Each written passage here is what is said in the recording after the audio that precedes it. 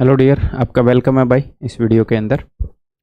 तो सिलेंडर को कंटिन्यू करने वाले हम इस वीडियो के अंदर। एक बार इस क्वेश्चन को ट्राई करो, आगे बढ़ते हैं फिर। The radii of to cylinders in ratio 3:5। दो सिलेंडर के जो रेडियस हैं, दो सिलेंडर हैं, उनके रेडियस 3:5 रेशियो में है, ठीक है। और उन दोनों की जो हाइट है वो 2:3 रेशियो में है। Find the ratio of their curved surface area. इनके कर्व्ड सरफेस एरिया का रेशियो, ठीक है जी। तो दो सिलेंडर हैं तो इनके कर्व्ड सरफेस एरिया का रेशियो होगा 2πr1h1 रेशियो 2πr2h2। ये जो 2π है ये तो हर सिलेंडर में सेम ही होता है, ठीक है। जो सिलेंडर का कर्व्ड सरफेस एरिया है वो एक्चुअल में डिपेंड करता है उनकी रेडियस और हाइट पर। दो अलग अलग सिलेंडर हैं तो उनका रेडियस और हाइट तो अलग अलग हो सकता है, लेकिन उनके अंदर उनके फॉर्मूला में जो 2π है क्या उसकी अलग अलग वैल्यू हो सकती है? नहीं, नहीं हो सकती। तो इन फ्यूचर अगर आप कर्व्ड सरफेस एरिया को कंपेयर करेंगे तो हमें ये ध्यान रखना है कि कर्व्ड सरफेस एरिया यानी कि 2πrh, तो 2 और पाई तो हर सिलेंडर में सेम ही वैल्यू रखेगा RH, तो सिर्फ इसके ऊपर डिपेंड करेगा। यानी कि पहले वाले का रेडियस है 3, पहले वाले की हाइट है 2, RH के ऊपर डिपेंड कर रहे हैं। या फिर आप ये कर सकते हो, आप मन ही मन में फॉर्मूला लिख लो कि 2πrh, कि मैं सिर्फ R और H को कंपेयर करूंगा। तो पहले वाले सिलेंडर का रेडियस, पहले वाले सिलेंडर की हाइट, दूसरे वाले सिलेंडर का रेडियस 5 है, उसकी जो हाइट है वो 3 है, ठीक है। आंसर इज 2:5, ठीक है। हम ऐसे देख लेंगे कि अच्छा कर्व्ड सरफेस एरिया को कंपेयर करना है तो यानी कि 2 और पाई की वैल्यू तो दोनों सिलेंडर में सेम रहेगी, तो हमें अलग से ऐसे काटना नहीं पड़ेगा। तो अगर मैं आपको बोलूँ कि यार इन दोनों सिलेंडर के वॉल्यूम का रेशियो बताओ, ये तो आ चुका अपना उत्तर 2:5। तो वॉल्यूम का रेशियो बताना जरा। तो वॉल्यूम का फॉर्मूला है πr²h। तो पाई की वैल्यू तो सेम ही रहेगी दोनों सिलेंडर में। यहां से मैं कंपेयर करूंगा अच्छा कि वॉल्यूम डिपेंड करता है कि रेडियस का स्क्वायर और हाइट के ऊपर। तो पहले वाले सिलेंडर का रेडियस है 3, तो 3 का स्क्वायर, और पहले वाले सिलेंडर की हाइट है 2, नीचे हाइट्स का रेशियो है, ठीक है। दूसरे वाले सिलेंडर का रेडियस है 5 और दूसरे वाले सिलेंडर की हाइट है 3। इनके वॉल्यूम का रेशियो निकालोगे तो 6:25। बात आ गई भाई समझ में? एक और क्वेश्चन दे दूं इसी चीज के ऊपर बेस्ड, ठीक है। तो हम ये बोल सकते हैं कि curved surface area of a cylinder बटे में कर्व्ड सरफेस एरिया पहले सिलेंडर का बटे में कर्व्ड सरफेस एरिया दूसरे सिलेंडर का, तो R1H1 अपॉन R2H2। क्या सर हम ये रट के रखेंगे? नहीं, आप दिमाग में देखोगे 2πrh, तो 2 और पाई तो कांस्टेंट है, R और H, ठीक है, ठीक है। पूरा फॉर्मूला लिखने की जरूरत नहीं होगी। इनके वॉल्यूम का अगर हम रेशियो निकालें, वॉल्यूम ऑफ फर्स्ट सिलेंडर बटे में वॉल्यूम ऑफ सेकंड सिलेंडर, तो पाई तो कट ही जाएगा, तो R²H इसके ऊपर डिपेंड करेगा। और हम तो ये भी याद नहीं रख रहे ये चीज याद नहीं रख रहे, हम सिर्फ ऐसे करेंगे क्वेश्चन को deal.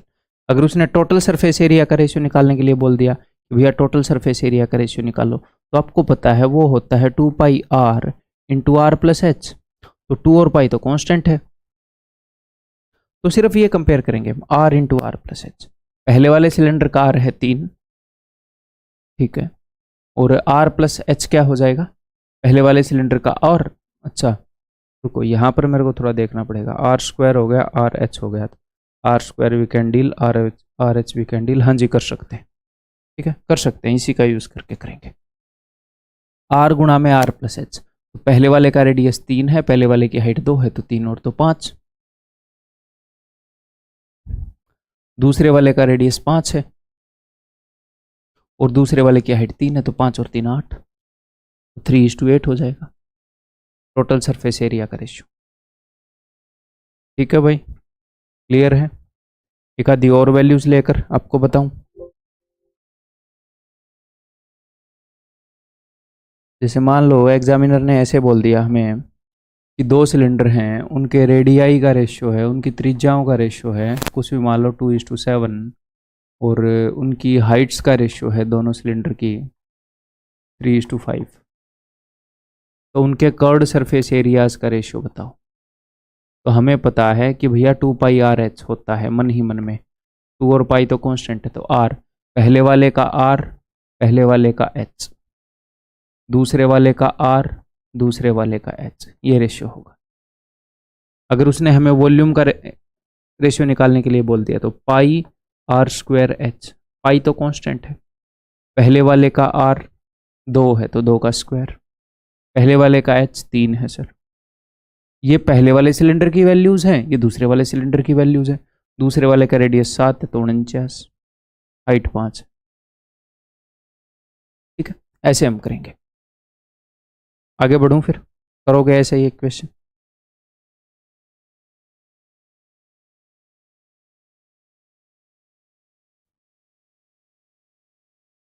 The ratio of volumes of two cylinder is x:y, तो इनके वॉल्यूम का ये रेशियो है, and the ratio of their diameters, और उनके डायमीटर का ये रेशियो है।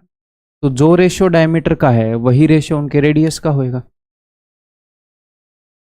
अगर इनके डायमीटर्स का ये रेशियो है तो इनके त्रिज्याओं का, इनके रेडियाई का भी यही रेशियो होएगा।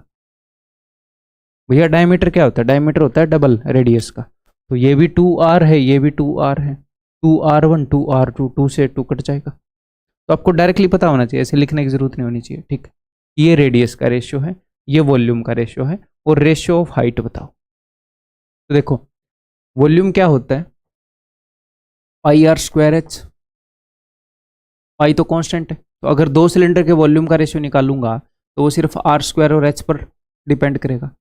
तो मैं लिखता हूं वॉल्यूम का क्या रेशियो है, पहले वाले सिलेंडर का वॉल्यूम है x, तो दूसरे वाले का भाई साहब y। ठीक है, पहले वाले सिलेंडर के रेडियस और दूसरे वाले सिलेंडर के रेडियस का रेशियो है a:b, तो पहले वाले का रेडियस a है तो दूसरे वाले का b है। पहले वाले की हाइट मैंने h1 मान ली, दूसरे वाले की हाइट मैंने h2 मान ली। वही चीज है, तीन चीजें होंगी, तीन चीजें हैं देखो, r, h और वॉल्यूम। इन तीन में से एक गायब कर देगा, बाकी दो दे देगा, बस उसकी जगह आप खाली छोड़ देना, ऐसे ही निकाल लेना। h1/h2 क्या हो जाएगा, यही पूछा है ना, b²x अपॉन में a²y।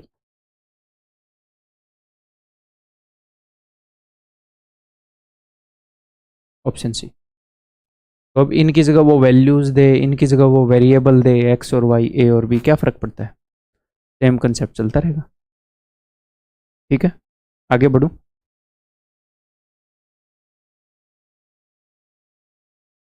अच्छा क्वेश्चन बदल गए, ये क्या चीज था,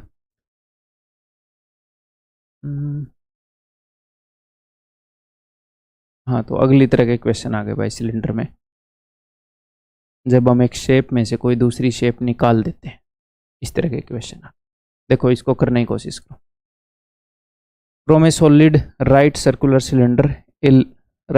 cylinder of length 4 centimetre and diameter 6 centimetre, A conical cavity of the same height and base is होलोड out. ये क्या बोल रहा है, एक सिलेंडर में से एक कॉन काट कर निकाल दिया जिसका बेस भी सेम है और हाइट भी सेम है। तो एग्जैक्टली क्या किया गया है मैं बता देता हूँ। देखो ये एक सिलेंडर है,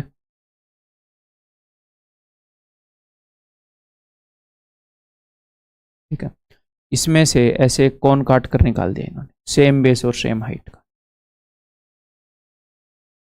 मैंने ऐसे ड्रिल करके, मान लो ये लकड़ी का सिलेंडर है, ऐसे ड्रिल करके ये कौन काट के निकाल दिया। तो यहाँ पर जो सरफेस है ना फिलहाल, ये क्या है, ये खोखला है, ये खोखला है, ये वाला सरफेस, ऊपर एक कौन बना हुआ है। The whole surface area of the remaining solid, तो ये जो अब सॉलिड बच गया है इसका टोटल सरफेस एरिया क्या होएगा बताओ। तो भैया इसका टोटल सरफेस एरिया कहाँ कहाँ पर हम टच कर सकते हैं। एक तो सर सिलेंडर का कर्व्ड सरफेस एरिया हो गया, सिलेंडर के बाहर बाहर हम टच कर सकते हैं, ठीक है जी। Curved surface area of cylinder plus में ये जो नीचे जो बेस है, एक सर्कल, नीचे एक सर्कल है, इसको भी हम टच कर सकते हैं, तो एक सर्कल का एरिया हो गया। प्लस में सर ये यहाँ पर भी तो टच कर सकते हैं, ऊपर से हाथ डाल के ऐसे कोन को टच कर सकते हैं, तो curved surface area of cone, ये 3 सरफेस है, ये हम जोड़ेंगे। ठीक है मेरे भाई, तो निकालना स्टार्ट करें। चलिए से, तो सिलेंडर का कर्ड सरफेस एरिया, रेडियस कितना है भाई, रेडियस है अपना 3, डायमीटर 6 है, तो रेडियस इज 3, और हाइट कितनी है ये हाइट है मेरे भाई 4। ठीक है,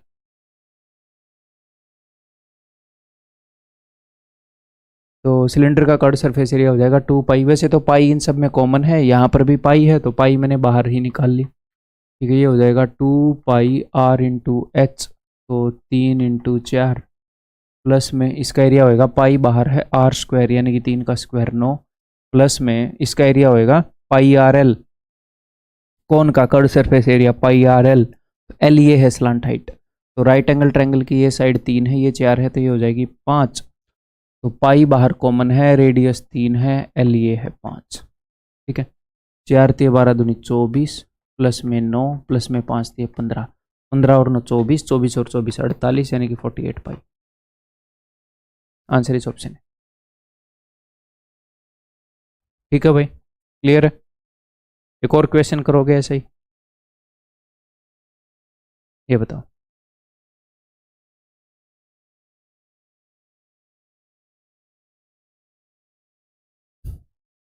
The height of a cylinder is 30 centimeter, ठीक है, and the diameter of its base is this.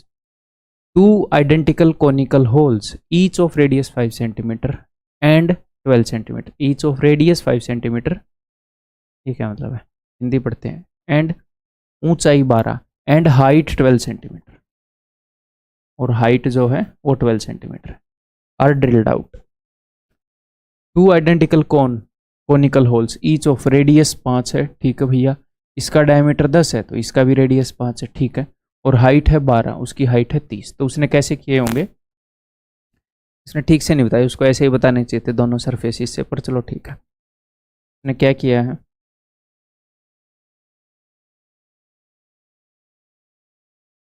उसने एक कोन यहां से निकाल लिया खोद के ऐसे, और एक कोन यहां से निकाल लिया, और ये एक दूसरे को टच भी नहीं कर रहे। सर आपको कैसे पता है टच नहीं कर रहे, क्योंकि इसकी हाइट इसने बताई है, यहां से लेकर यहां तक इसने बताया है कितना, कोन की 12, और यहां से लेकर यहां तक हाइट कितनी है, ये भी 12 हर एक की, और टोटल कितनी हाइट है, टोटल हाइट है मेरे भाई 30। ये मैक्सिमम 15 तक जा सकते थे, उससे बाहर वो नहीं खोदता, अपने सिलेबस से बाहर हो जाता, एक दूसरे के अंदर कौन घुसा देता था। ठीक है मेरे भाई, क्लियर है, 30 बताया ना, हाँ जी। तो अब हमने क्या बताया ना, what is the surface area of the remaining solid, तो इसमें क्या कोई दिमाग लगाना है, बिल्कुल भी नहीं लगाना। अपने पास कौन कौन सा सरफेस है, एक तो सिलेंडर का कर्ड सरफेस एरिया है, हाँ जी सर, और एक यहाँ पर गड्ढा हो रखा है कौन का, और एक यहाँ पर गड्ढा हो रखा है कौन का। ठीक है, एक सिलेंडर का surface area, curved surface area of cylinder, ठीक है, प्लस में curved surface area of 2 cons. Curved surface area निकालना है एक सिलेंडर का और 2 कॉन का, सिंपल बात भाई। तो ये रेडियस कितना है, ये रेडियस है भाई साहब 5, तो 5 12 13, पाइथागोरियन ट्रिपलेट है, 5 12 13, तो कौन की स्लांट हाइट भी आ गई, तो निकाल लेते हैं सब कुछ। देखो पाई कॉमन ले रखा है, क्या कर रखा है, पाई कॉमन ले रखा है, तो पाई मैंने कॉमन ले ली बाहर, ठीक है। Curved surface area of cylinder क्या होएगा, 2 पाई आर इंटू में एच, प्लस में कौन का, पाई बाहर ले ली, पाई आर एल होता है, radius is equal to 5 and L is equal to 13, और ऐसे ऐसे 2 कौन है भाई साहब, एक ऊपर और एक नीचे। ठीक है, कितना हो गया, 5 दूनी 10, 300 तो ये हो गया, और 5 दूनी 10 130, ये हो गया 430 पाई, सिंपल। अब मजेदार क्वेश्चन पूछूंगा आगे, और ये क्लियर है, ये बताओ, ये देखता हूं आप बताओगे कि नहीं बताओगे।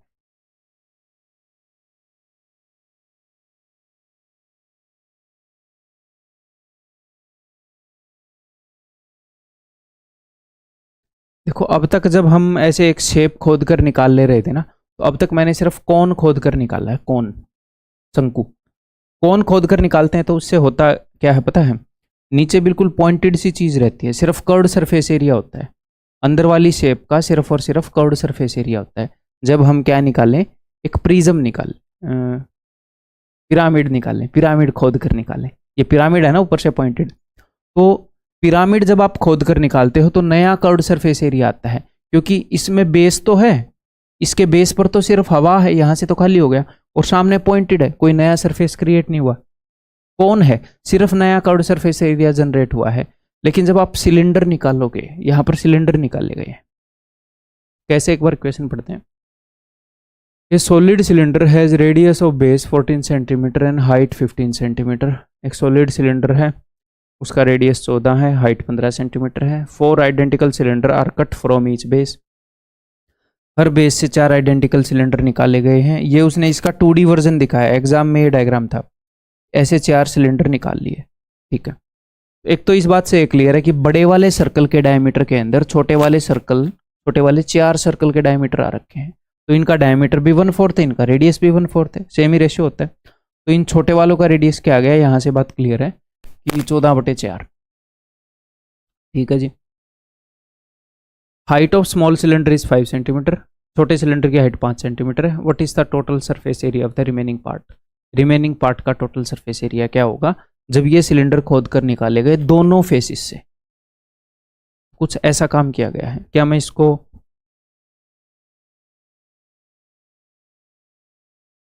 ऐसे कर देते हैं एक बार, अब शायद थोड़ा ज्यादा समझ में आएगा। देखो क्लियर है, कुछ ऐसे निकाले गए हैं खोद के। इस फेस से भी 4 सिलेंडर निकाल लिए, इस फेस से भी 4 सिलेंडर निकाल लिए। तो यहां पर हम क्या करेंगे, हम सिर्फ ये देखेंगे कि एक सिलेंडर को जब मैं यहां से ऐसे खोद के निकाल लेता हूं तो क्या फायदा या नुकसान होता है। हमेशा फायदा होगा, सरफेस एरिया में हमेशा फायदा होगा, वॉल्यूम में हमेशा नुकसान होगा। वॉल्यूम क्या होता है, यहां पर कितना मटेरियल पड़ा है, तो मैं चीज खोद कर निकाल रहा हूं तो मैं कुछ निकाल रहा हूं ना, कुछ नुकसान दे रहा हूं, वहां पर चीज कम होगी। लेकिन सरफेस एरिया, जब भी आप किसी भी चीज को काटते हो, जब मान लो तरबूज हरा हरा है, काट दिया तो लाल लाल सरफेस दिखा, तो नया सरफेस आ गया ना। जब भी काटते हो नया सरफेस दिख जाता है काटने के बाद, तो सरफेस एरिया बढ़ता रहता है जितना ज्यादा काटेंगे, ठीक है। देखते हैं, तो जब आप एक सिलेंडर खोद कर निकालते हो, ध्यान से देखिएगा, मान लो ये अपने पास सिलेंडर है, ठीक है, इसमें से मैंने एक भी सिलेंडर खोद कर निकाला नहीं है। फिलहाल क्या है, फिलहाल ये जो पूरा इलाका है ये टच कर सकते हो आप, ये पूरा ठोस है, ये आप टच कर सकते हो। जब आपने इसमें से एक सिलेंडर खोद कर निकाला तो ये इलाका तो खोखला हो जाएगा ना भैया, मैं यहां पर हाथ डाल सकता हूं बिकॉज सिलेंडर खोद कर निकाल लिया। यहां पर पहले कुछ सरफेस था, अब वो गायब हो गया। तो एक तो ये नुकसान हुआ, आपने कितना नुकसान हुआ, यहां पर एक सरफेस था वो गायब हो गया, तो नुकसान हो गया एक सर्कल के एरिया के बराबर, ठीक है सर। लेकिन हम ये देखेंगे कि कितना एरिया गायब हुआ है, कितना एरिया नया आया है। जब भी अपने पास दो ही तरह की शेप है, एक तीसरी शेप भी है, एक तो प्रिज्म है, एक पिरामिड है, और एक तीसरी तरह की मान लो आप सफियर है। तो पहले मैं 2 तरह की शेप की बात कर लूं। जब भी आप पिरामिड खोद कर निकालते हैं, जैसे कौन खोद कर निकालोगे, तो सामने कोई सरफेस होएगा ही नहीं, चौंची होएगी, सिर्फ कौन का कर्व सरफेस एरिया होता है। लेकिन जब भी आप एक प्रिज्म खोद कर निकालते हो जिसमें टॉप और बेस का एरिया सेम है, तो आप ये पाओगे यार मैंने एक सिलेंडर खोद कर निकाला तो यहां मुझे एक सर्कल का नुकसान हो गया, यहां पर एक एरिया था जिसको मैं टच कर सकता था सिलेंडर खोद कर निकालने से, वहां पर अब हवा है, लेकिन एग्जैक्टली उतना ही एरिया आपको यहां पर दिख जाएगा नीचे। जब सिलेंडर खोद कर निकाला, जब उस गड्ढे में झांक कर देखोगे तो सामने एक सर्कल दिखेगा ना, तो जितने एरिया का ऊपर नुकसान हुआ था एग्जैक्टली उतना एरिया आपको नीचे दिख रहा होगा। अच्छा, तो वो नुकसान तो कवर हो गया, ऊपर एक सर्कल था नीचे एक सर्कल आ गया, ठीक है। लेकिन नया कर्व्ड सरफेस एरिया मिल गया आपको, इसके अंदर नया कर्व्ड सरफेस एरिया मिल गया। तो जब आप एक प्रिज्म खोद कर निकालते हो या एक चाहे आप एक कोन निकाल लो, तो ओवरऑल क्या होएगा, यहां पर एक नया कर्व्ड सरफेस एरिया मिल जाएगा, ठीक है। हालांकि नुकसान यहां पर भी हो रहा है, एक सर्कल नहीं है, बट यहां का टोटल सरफेस एरिया मैं इजीली निकाल सकता हूं। कैसे कि भैया सिलेंडर का कर्व्ड सरफेस एरिया, नीचे वाले सर्कल का एरिया, इसका कर्व्ड सरफेस एरिया। यहां पर मैं ये देखूंगा जब भी मैंने ये शेप खोद कर निकाली तो मुझे ओवरऑल फायदा कितना हुआ, तो मैं ये देखूंगा कि भाई साहब एक सिलेंडर खोद कर निकालता हूं तो यहां से एक सर्कल गायब हो जाता है, लेकिन एग्जैक्टली उसी एरिया का सर्कल मुझे नीचे मिल गया। ओके, ऊपर से जो नुकसान हुआ था एग्जैक्टली उतना ही नीचे मिल गया। अब तक नुकसान नहीं हुआ, वो चीज उतना ही सरफेस एरिया मिल गया, और नया सरफेस एरिया मिल गया इस सिलेंडर का जो कर्व्ड सरफेस एरिया है।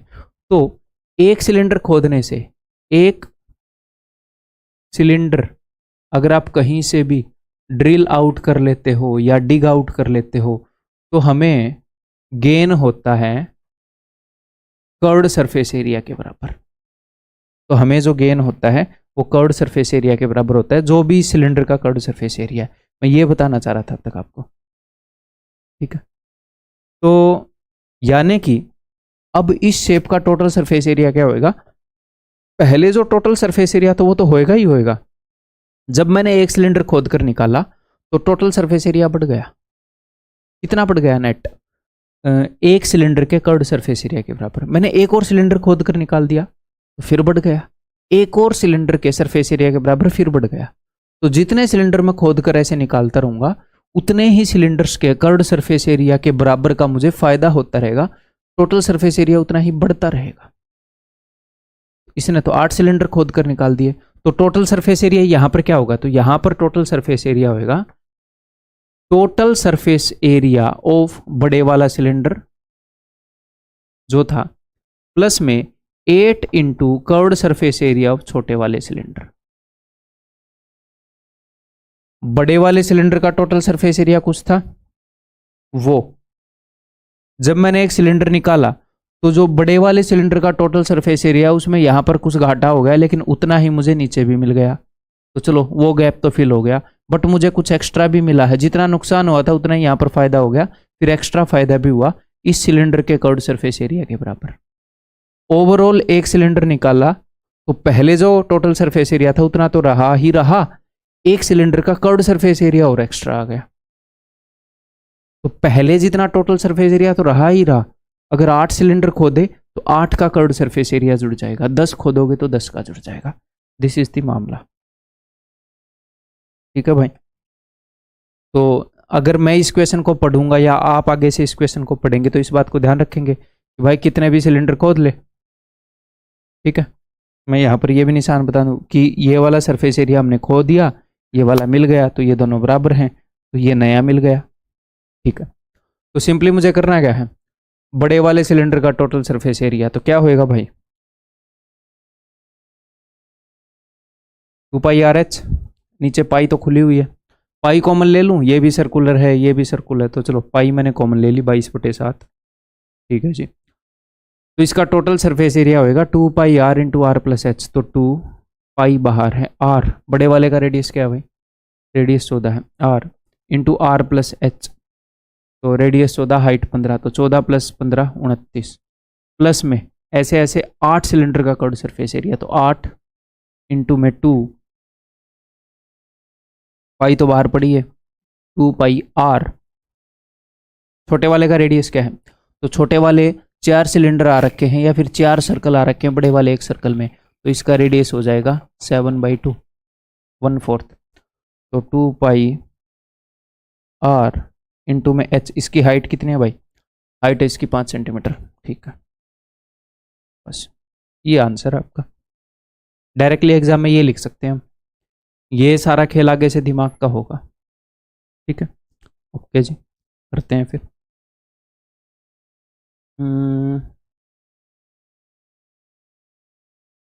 इसमें से मैं 7 को भी कॉमन ले लूँ, 7 कॉमन आ सकता है, जैसे 7 है ना यहाँ पर और यहाँ पर 8 है, तो 7 के अलावा अगर मैं 4 कॉमन ले लूँ वो भी आ सकता है। तो मैं लिख रहा हूँ 22/7 गुणा में मैंने ले लिया 28 कॉमन, ठीक है। 14 और 2 28 कॉमन हो गया, ऊपर बच गया 29, यहाँ से 28 कॉमन ले लिया, तो 28 यानी कि 7 और 4, यहाँ पर बच गया 2, तो 2 × 5 = 10, यानी कि ये हो गया 39, ठीक है। ये अपना उत्तर होगा। तो 7 चौके 28, यहाँ से मैंने एक 2 उठाया, यहाँ से मैंने उठाया 4, तो 2 और 4 8, 8 से इसको गुणा कर रहा हूँ, बाद में 11 से गुणा करूँगा, या फिर वैसे ही चेक कर लेता हूँ, डिविजिबिलिटी से देखूँ 11 से डिविजिबल होगा उत्तर, तो ये तो नहीं होगा, नहीं ये हो सकता है, ये भी हो सकता है, ये भी हो सकता है, 8 और 6 14, वो नहीं हो सकता। तो देख रहे हो आप, 11 की डिविजिबिलिटी को जनरली ध्यान रख लेता है एग्जामिनर। हाँ, तो लेकिन जो उत्तर है वो 13 से भी डिविजिबल होगा, वो 3 से भी डिविजिबल होगा, तो 3 की डिविजिबिलिटी बहुत ईजी है। 7 और 3 10 और 4 14 सम ऑफ डिजिट। ये तो हो रहा है 3 से डिवाइड, ये नहीं हो रहा। Answer is equal to this, option B. तो इसीलिए मैं बोल रहा था सिर्फ 11 की डिविजिबिलिटी पर ऐसे उछलना नहीं है, कंप्लीट डिविजिबिलिटी को लेकर चलेंगे। ठीक है, आगे बढ़ जाऊं। चलो जी, ये क्वेश्चन करो। A right circular cylinder has height 28 centimetre, okay जी, and radius of the base 14 centimetre, ठीक है। Two hemispheres of radius 7 centimetre each, दो hemisphere of radius 7 centimetre each are cut from each of the two bases, हर base में से दो दो hemisphere काटे गए हैं, ठीक है। इनका रेडियस 7 है और बेस का रेडियस 14 है, तो बेस के रेडियस से एग्जैक्टली हाफ रेडियस है। अच्छा, जो पूरे सर्कल का जो रेडियस है उससे आधे रेडियस के, यानी कि कैसे आएंगे, कुछ ऐसे आएंगे, ठीक, कुछ ऐसे आएंगे। नीचे से भी दो काटे गए हैं बट वो मैंने बनाए नहीं, उनकी जरूरत नहीं है, ठीक है, समझ गए। इनका रेडियस है भाई साहब 7 और पूरे बड़े वाले का रेडियस है जी 14, ठीक है। अब मैं सिर्फ ये देखूंगा कि एक सिलेंडर जब मैं इसे खोद कर निकाल देता हूं, जब मैं एक सिलेंडर खोद कर निकाल देता हूं, तो ओवरऑल मुझे क्या फायदा या नुकसान होता है, ठीक है। On digging cylinder, sorry, on digging hemisphere, एक हेमिस्फीयर को डिग करने पर मुझे क्या फायदा या नुकसान होता है। सिलेंडर का तो आपको पता चल गया, क्योंकि सिलेंडर तो क्या है, एक प्रिज्म है, जितना एरिया ऊपर से गायब होगा उतना ही एरिया नीचे मिल जाएगा, जितना नुकसान हुआ नीचे उतना ही फायदा, वो बराबर हो गया कर्ड सरफेस एरिया का फायदा। ऐसे ही अगर मैं क्यूब खोद कर निकाल लूं, अगर मान लो कल को क्वेश्चन आ जाए कहीं से भी ऐसे एक क्यूब खोद कर निकाल लिया गया, तो ये जो ऊपर जो फेस था एग्जैक्टली उतना ही एरिया आपको नीचे मिलेगा सामने। मैंने क्यूब खोद कर निकाल लिया, तो ऊपर जो सरफेस था एग्जैक्टली उतना ही एरिया नीचे मिल जाएगा, तो ऊपर जो हवा बन गया, गड्ढा बन गया ना, उतने का हमें नुकसान हो गया। टोटल सरफेस एरिया में उतना था पहले, उतना ही मैंने झांक कर देखा तो नीचे मिल गया, तो वो तो बैलेंस हो गया, पहले जितना टोटल सरफेस एरिया के बराबर हो गया, नया लेटरल सरफेस एरिया मिल गया हमें। तो जब भी प्रिज्म खोद कर निकालोगे तो नया लेटरल सरफेस एरिया मिल जाएगा, उतने का फायदा हो जाएगा, ठीक है। तो मैंने आपको कौन खोद कर दिखा दिया, एक पिरामिड खोद कर दिखा दी, प्रिज्म खोद कर दिखा दिया, सिलेंडर उसने पूछा, एक ये भी उसने पूछ रखा है, ठीक है। सब कुछ कवर हो गया, आगे से आप इजीली देख लोगे, हर एक चीज का ध्यान रखता हूं मैं ऐसे, ठीक है। तो यहां से एक सर्कल का एरिया गायब हो गया भाई साहब, यहां पर पहले एक सर्कल का एरिया था, उसका लॉस हो गया हमें, ठीक है। तो हमें लॉस हुआ एक सर्कल के एरिया का, यानी कि -πr², ये लॉस हुआ हमें, ठीक है। लेकिन जब मैंने ये खोद कर निकाला तो जो इसका कर्व्ड सरफेस एरिया है वो तो नया है ना, पहले तो इसका कर्व्ड सरफेस एरिया जो है उतना एरिया अपने पास अवेलेबल नहीं था, तो हमें फायदा हुआ है एक हेमिस्फीयर के कर्व्ड सरफेस एरिया के जितना, जो कि होता है 2πr²। तो यानी कि पहले इस सिलेंडर का जो टोटल सरफेस एरिया था उसमें से इतना सरफेस एरिया कम हो गया ये खोद के निकालने के कारण, ठीक है जी। लेकिन नया 2πr² भी आ गया, ओवरऑल हमें एक सर्कल के एरिया का फायदा हो गया। तो यानी कि ऑन डिगिंग ए हेमिस्फीयर एक सर्कल के एरिया का फायदा हो जाता है। अगर दो हेमिस्फीयर खोद कर निकालोगे तो दो सर्कल के एरिया का फायदा, यानी कि पहले जो टोटल सरफेस एरिया था वो तो है ही है, दो हेमिस्फीयर खोद कर निकाल दिए तो दो सर्कल का एरिया जितना होता है उतना और बढ़ गया टोटल सरफेस एरिया। चार खोद कर निकाल दिए तो चार सर्कल के एरिया के बराबर बढ़ गया। ये है माजरा।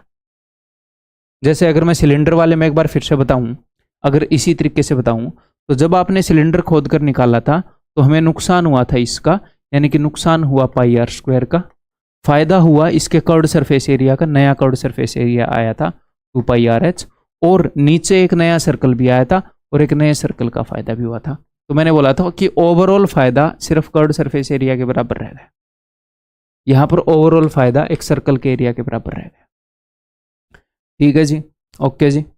तो सिंपल है, उत्तर क्या हो गया कि टोटल सरफेस एरिया पहले बड़े वाले सिलेंडर का जो था वो, प्लस में जितने भी सफियर खोदोगे उतने ही सर्कल के एरिया के बराबर का फायदा होगा। 4 सफियर खोदे हैं हर एक फेस से 2, तो 4 सर्कल्स का एरिया, सिंपल। निकाल दें। ये भी सर्कुलर है, ये भी सर्कुलर है, इधर भी पाई होता है, इधर भी पाई होता है।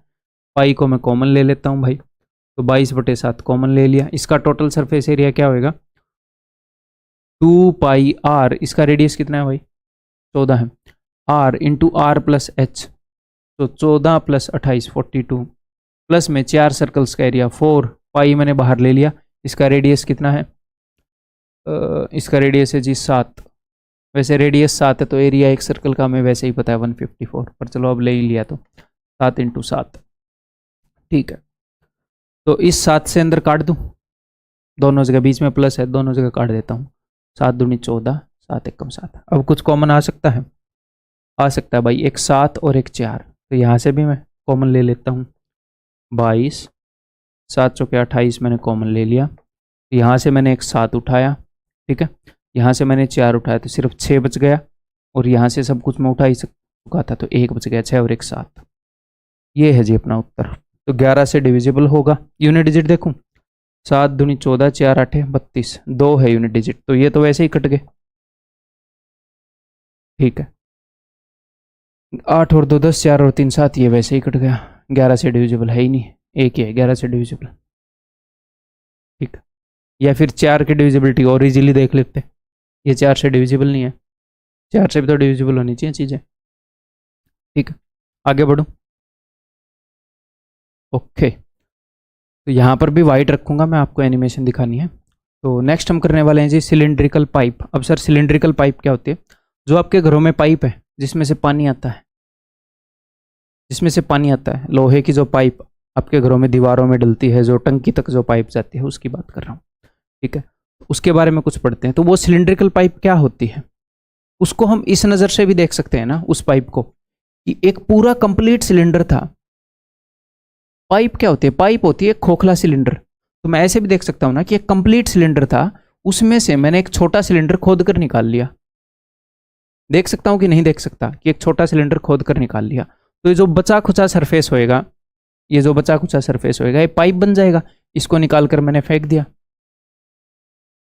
ठीक है।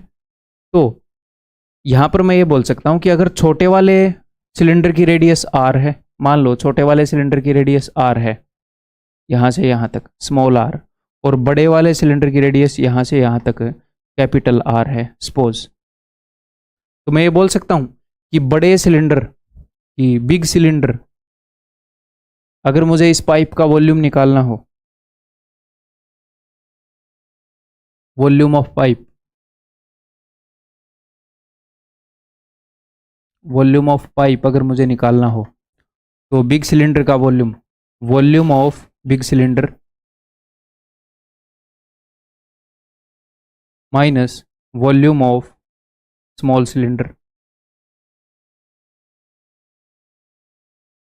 ठीक है। बड़े सिलेंडर का रेडियस r है, तो उसका वॉल्यूम है πr²h। हाइट सेम ही होगी दोनों की, जो बड़ा सिलेंडर है और जो छोटा सिलेंडर है, हाइट तो सेम ही होगी, उसी हाइट का सिलेंडर अंदर से खोद के निकाला है, ठीक है, तो h सेम होगी। छोटे वाले सिलेंडर का रेडियस है r, तो ये हो जाएगा पाई और h दोनों में कॉमन हो गया, तो πr² - r² इंटू में h।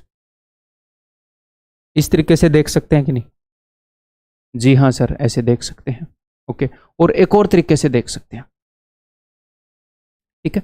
इसको मैं रब कर रहा हूँ, आपको लिखना हो तो लिख लेना, अदरवाइज लिखने की जरूरत नहीं है, क्योंकि दूसरे तरीके से देखा करेंगे हम हमेशा, ठीक है। कैसे, एक तो इस तरीके से देख सकते हैं, दूसरा ये एक रिंग रखा हुआ है, रिंग यानी कि एक सर्कल और एक दूसरा सर्कल जो इसके समकेंद्रीय है, कंसेंट्रिक है।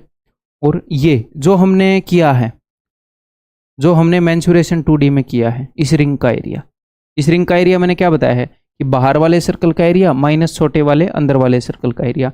अंदर वाले सर्कल का रेडियस है स्मॉल r, बाहर वाले का रेडियस है कैपिटल R। तो इसका एरिया मैंने आपको बताया था πr² - r², ठीक है, जो कि मैंने ऐसे याद रखने के लिए आपको बोला था कि यार इस फॉर्म में भी याद रखना, दोनों फॉर्म में याद रखना इसको। तो ये नीचे एक रिंग रखा हुआ है, और मैं ऐसे बोल सकता हूं कि अगर इस रिंग के ऊपर मैं ऐसा ही एक और रिंग रख दूं, एक और रिंग रख दूं, और मैं ऐसे ही रखता चले जाऊं इसी रिंग के ऊपर एक और रिंग, तो क्या हो रहा है देख पा रहे हो आप, एग्जैक्टली वैसी ही पाइप बन गई। जैसी पाइप हम चाह रहे थे। तो एक प्रिज्म के अंदर क्या होता है, एक बेस होता है, उसी को बार बार रिपीट किया जाता है। तो उसके वॉल्यूम को हम क्या बोल देते हैं, तो हम बोल देते हैं area of the base into में हाइट। अगर सेम बेस को रिपीट किया जाए, सेम बेस को, बेस चाहे कैसा भी हो, ऐसे रिंग हो या फिर ऐसे हो, अगर मैं इसी बेस को ऐसे रिपीट करके एक 3D शेप बना दूंगा तो उसका वॉल्यूम होएगा area of the base into height, जितनी हाइट तक रिपीट किया गया। ठीक है, तो इसका हम ऐसे भी निकाल सकते हैं। इसका बेस क्या है, इसका बेस रिंग है, तो हम ऐसे भी निकाल सकते हैं कि volume is equal to area of base into height, because same base को रिपीट करके शेप बनी है। हालांकि इस पाइप को प्रिज्म नहीं बोलते, प्रिज्म मैथमेटिकली नहीं बोलते, बट सेम कंसेप्ट है। आप ये बोल सकते हो कि सेम बेस को रिपीट करके एक 3D शेप बनाई तो एरिया होएगा area of the base into height. ठीक है, तो यानी कि area of ring, area of ring into में जो हाइट है वो, यानी कि pi R plus R into R minus R into में एच, कुछ भी याद कर लो, pi R square minus R square into में एच। ठीक है भाई, क्लियर है। यहां पर रेडियस लिख देता हूं मैं। अगर ये सेंटर है तो ये है छोटे वाला आर और ये है बड़े वाला आर। ठीक है, हम ये ध्यान रखेंगे। ओके सर, अब इसका total surface area, total surface area क्या होगा इसका, बताना जरा, सोचना। अच्छा सर, इसका टोटल सरफेस एरिया, तीन तरह के सरफेस हैं। एक तो अंदर वाला है, एक तो इनर कर्व्ड सरफेस एरिया। इसमें दो तरह के तो कर्व्ड सरफेस एरिया हैं, इसमें दो तरह के तो कर्व्ड सरफेस एरिया हैं। एक तो इनर वाला अंदर वाला, एक बाहर वाला एक आउटर, है कि नहीं है? दो तरह के कर्व्ड सरफेस एरिया, एक तो बाहर वाला एक अंदर वाला, और बेस है, बेस है plus area of two rings, two circular rings. Simple. तो अंदर वाला कर्व्ड सरफेस एरिया क्या होगा, अंदर वाले रेडियस से आ जाएगा 2 पाई आर एच। बाहर वाला कर्व्ड सरफेस एरिया बाहर वाले रेडियस से आ जाएगा 2 पाई आर एच। हाइट तो दोनों की सेम है। और एक रिंग का एरिया क्या होता है, रिंग का एरिया होता है पाई, कैसे भी निकाल लो, ऐसे निकाल लो, R plus are, are minus R लिख दो, ऐसे दो रिंग है। लेने को मैं इन सब के अंदर 2 पाई कॉमन ले सकता हूं, इन दोनों में एच कॉमन ले सकता हूं। आपको ये रटने की जरूरत नहीं है, आपको सिर्फ ये समझने की जरूरत है कि है क्या, बाहर वाला कर्व्ड सरफेस एरिया, अंदर वाला कर्व्ड सरफेस एरिया और दो रिंग्स का एरिया, खत्म। हमें कुछ रटना ही नहीं है। रटना क्या है इसमें, और पाइप में रटना क्या है, क्या ये रटोगे? नहीं, रिंग को बार बार रिपीट करके पाइप बन जाती है। तो बस area of the base into height, area of ring हमें याद है, अब मैंने बोला था याद होना चाहिए, तो जो चीज़ याद होनी चाहिए मैं बताऊंगा ही। ओके जी, अब ये तो हो गई सिलिंड्रिकल पाइप। अब कई बार एग्जामिनर क्या करता है, रेक्टेंगुलर पाइप बना देगा, स्क्वायर पाइप बना देगा, उसमें भी डिट्टो सेम कंसेप्ट है। सर स्क्वायर पाइप कैसे बनेगी, बताता हूँ। इसमें तो ऐसे सर्कल था नीचे, ऐसे मतलब कि ऐसी पाइप पे भी तो होती है ऐसी, जो हमने क्वेश्चन किए थे, जिन पाइपों में से पानी निकल रहा था। तो वहां पर क्या रिपीट हो रहा है, एक इस तरह की शेप रिपीट हो रही है। मान लो ये एक स्क्वायर पाइप है, एक बड़े वाले स्क्वायर में से छोटे स्क्वायर का अगर मैंने एरिया घटा दिया है, तो ये वाली शेप यहां पर यूज हो रही है, ये वाली शेप। और इसी को अगर मैं बार बार ऐसे रिपीट करता रहूंगा तो एक स्क्वायर पाइप बन जाएगी। तो क्या आप इसके लिए अलग से फॉर्मूला रटोगे क्या, या सिर्फ अंडरस्टैंडिंग से काम चल जाएगा? सिंपल है यार, इसका वॉल्यूम क्या होगा, इसका वॉल्यूम हो जाएगा area of the base into height. Area of base कैसे निकालूंगा, बाहर वाले स्क्वायर में से अंदर वाले स्क्वायर का एरिया घटा दूंगा, ये इसकी हाइट है। ठीक है जी, इसका सर टोटल सरफेस एरिया क्या होगा, कोई दिक्कत नहीं है। अंदर वाला लेटरल सरफेस एरिया, चार दीवारों का एरिया, बाहर वाला चार दीवारों का एरिया, और ये जो अपना पाथ बना हुआ है, ऊपर इसका एरिया नीचे इसका एरिया, खत्म बात। अलग से रटने की जरूरत ही नहीं है, सिर्फ अपने दिमाग में फीड करने की जरूरत है। समझ में आ गई बात, क्लियर है? तो अब करें क्वेश्चन पाइप के ऊपर बेस्ड, करोगे पक्का? चलो भाई, अब हम ब्लैक कर लेते हैं अपनी स्क्रीन को।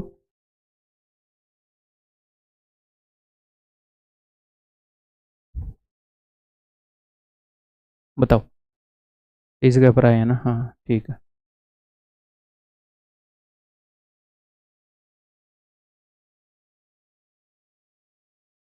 If 1 centimetre cube of cast iron weighs 21 gram. Cast iron होता है यार, एक लोहे का टाइप होता है, ठीक है। तो 1 सेंटीमीटर क्यूब उस लोहे का जो वजन है वो 21 ग्राम है, ठीक है जी। Then the weight of a cast iron pipe of length, इन्होंने एक पाइप बनानी जिसकी लंबाई 1 मीटर है, ठीक है, विद ए बोर। अब ये बोर क्या होता है? बोर होता है भाई साहब इनर डायमीटर।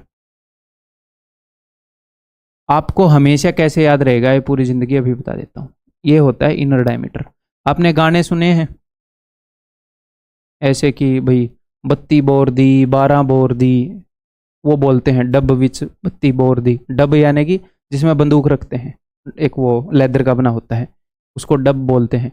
डब विच 32 बोर दी है, ऐसे पंजाबी गानों में आपने सुना होगा। तो वो क्या हो बोल रहे होते हैं, ये जो पिस्टल है ना, पिस्टल भाई जो वेपन्स हैं उनके ऊपर हवाबाजी तो करते हैं गानों में, इसका इनर डायमीटर बता रहे होते हैं। ये 0.32 सेंटीमीटर या इंच, पता नहीं कि शायद इंच में होता है, ये 0.32 इंच होता है उसका डायमीटर।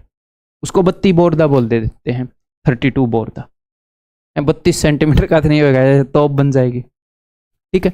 तो कोई पाइप कितनी मोटी है, अगर आपके घर में कभी प्लम्बिंग का काम होगा तो वो बंदा अगर बोलेगा ना कि इतने mm का पाइप लगेगा, इतने 1 इंच का पाइप, सर 1 इंची पाइप डलेगा, सर 2 इंची पाइप डलेगा, तो हमेशा इसके डायमीटर की बात करते हैं, कभी भी इसके रेडियस की बात नहीं करते, क्योंकि इसका डायमीटर मापना ईजी है भाई। वो एक एपरेटस आता है, उससे पाइप को पकड़ के माप लेंगे, अच्छा 1 इंची है, हाँ जी सर 1 इंची है। तो जब भी हम किसी भी पाइप के बारे में बात करते हैं, बोर के बारे में जब भी बात करते हैं, तो हम बात करते हैं कि डायमीटर कितना है, और इनर डायमीटर की बात होती है, इनर। नहीं तो आप इतनी मोटी पाइप बना दोगे ऐसे प्लास्टिक की, क्योंकि भाई पाइप के अंदर से कुछ कुछ भी जाएगा तो पाइप के अंदर से जाएगा ना। इनर में कितनी स्पेस है, इनर डायमीटर को बोलते हैं बोर, ठीक है। इससे हमें इनर रेडियस मिल जाएगा, याद रहेगा अभी हमेशा। प्लम्बर कल को बोलेगा इतने इंची पाइप लगेगी तो आप समझ जाओगे कि किसकी बात कर रहा है, ठीक है जी। And in which the thickness of the metal is 1 centimetre, जो मेटल की थिकनेस है वो 1 सेंटीमीटर है। तो कुल मिलाकर कुछ ऐसा मामला हो रहा है, ये एक पाइप बन रही है, ठीक है भाई। तो इसका जो इनर रेडियस है यहां से लेकर यहां तक 3 सेंटीमीटर है इनर डायमीटर, तो ये है मेरे भाई 1.5 सेंटीमीटर, ठीक है। और ये जो थिकनेस है ये है 1 सेंटीमीटर। आपको यहां से आर मिल गया कि भैया आर कितना है, आर है 1.5, और स्मॉल आर यानी कि इनर रेडियस, और बाहर वाला रेडियस मिल गया 1.5 + 1 यानी कि 2.5। यही तो चाहिए एक पाइप के लिए। हमें क्या चाहिए कि रिंग कैसा है और हाइट कितनी है, तो लंबाई तो उसने बताई रखी है कितनी है, 1 मीटर है, खत्म बात। अब भाई कुछ भी पूछ ले हम तो बता देंगे एग्जामिनर को, है ना। करें फिर, चलो क्या पूछते रहे। तो 1 सेंटीमीटर क्यूब का वजन है 21 ग्राम, तो यानी कि वॉल्यूम निकालना पड़ेगा मुझे। वॉल्यूम कितने सेंटीमीटर क्यूब है, उसमें कितना वजन है मैं बता दूंगा, ओवरऑल कितना वजन है मैं इजीली बता दूंगा। तो वॉल्यूम क्या होगा, area of the base into height. तो इसका बेस कैसा है सर, एक सर्कुलर रिंग जैसा है, तो उसका तो आपको पता है ना, पाई r + r इंटू में r - r, ये दिमाग में है आपके, ठीक है। इन दोनों का एक बार सम तो 4 आ जाएगा सम। इन दोनों का डिफरेंस, इन दोनों का डिफरेंस क्या होता है, थिकनेस। तो थिकनेस उसने बताई रखी है 1 सेंटीमीटर, घटाने को आप इससे भी घटा दोगे, बट r - r यानी कि थिकनेस, ठीक है जी। इंटू में हाइट, तो हाइट क्या है भाई साहब, ये सब सेंटीमीटर में है, तो हाइट 100 सेंटीमीटर। तो ये आ गया सेंटीमीटर क्यूब। इतने सेंटीमीटर क्यूब है वॉल्यूम, तो 1 सेंटीमीटर क्यूब में तो 21 ग्राम वजन है, तो इतने सेंटीमीटर क्यूब में गुणा में 21 इतना वजन होगा। तो ये ग्राम में आ गया, हमें बताना है केजी में, तो 1000 से डिवाइड कर दो। एग्जाम में सिर्फ हम इतना करेंगे। आपको क्या लग रहा है कि ये लिखना पड़ेगा हमें, सोचो एक बार खुद, क्या ये लिखना पड़ेगा हमें, नहीं लिखना पड़ेगा। हम ये लिखेंगे, ये जरूर लिखेंगे, मैं आपको बोलूंगा ये लिखो, दिमाग में मत रखो भूल जाओगे।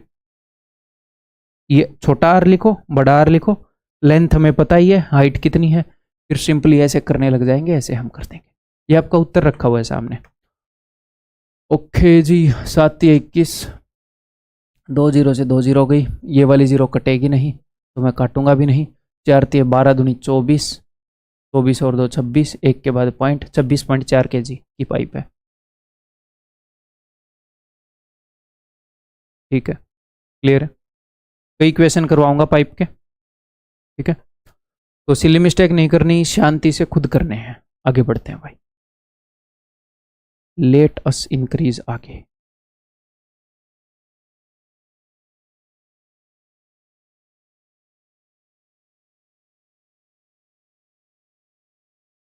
Volume of a metallic cylindrical pipe, volume बता दिया आपकी बार, ठीक है भाई। क्या है ये?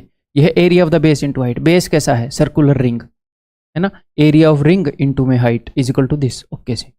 इट्स लेंथ, लेंथ यानी कि हाइट, ठीक है जी। तो हाइट 14 है। एक्सटर्नल रेडियस यानी कि capital R is equal to 9 centimetre, ठीक है। तो इसकी थिकनेस बताओ।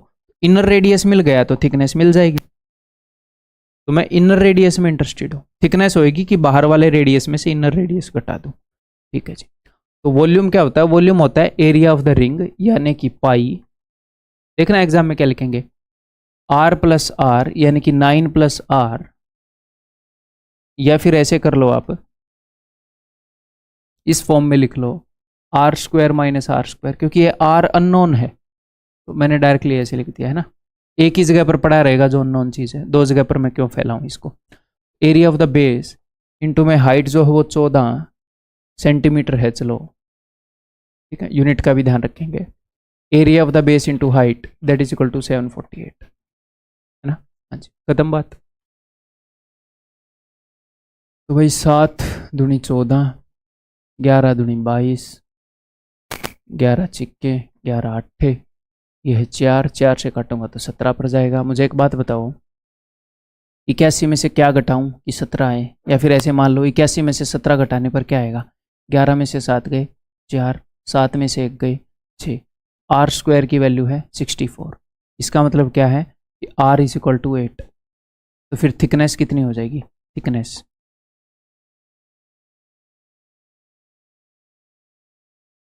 आउटर जो रेडियस है वो 9 है, आउटर रेडियस 9 है, इनर रेडियस 8 है, तो थिकनेस 9 माइनस 8 1 हो जाएगी। That is option.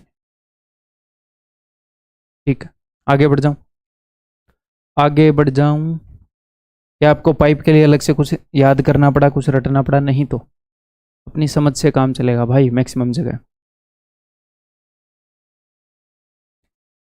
ये बताओ, अब मजा आएगा ये भी करने में।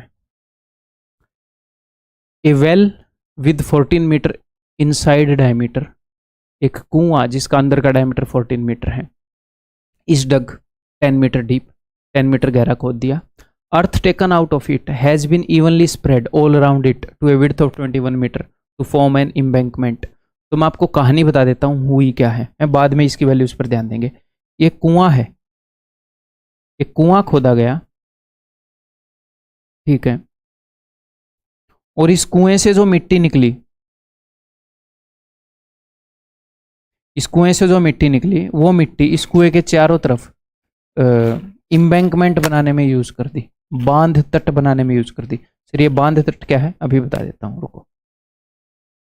इसके चारों तरफ ऐसे, ये जो डिस्टेंस है ना, ये 21 मीटर है, उसने बताया है। ये कितना है? To a width of 21 metre, ये 21 मीटर है। 21 मीटर दूर तक मिट्टी बिछाते गए। अच्छा जी, तो अगर इसके 21 मीटर दूर तक आप मिट्टी बिछाते जाओगे तो मिट्टी की हाइट ऐसे इंक्रीज होती जाएगी, ऐसे इंक्रीज होती जाएगी। हाँ जी सर, इंक्रीज तो होती जाएगी, ठीक है। तो वैसे इंक्रीज होती गई, ठीक है। और कुछ ऐसा बन गया मामला, पता नहीं है फिगर आप समझ पाओगे कि नहीं।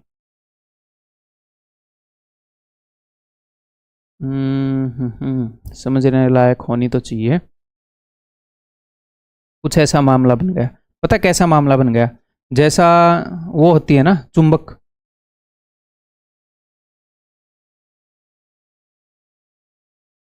जो स्पीकर, अगर आपने कभी स्पीकर में से चुंबक निकाली होगी तो आप समझ पाओगे।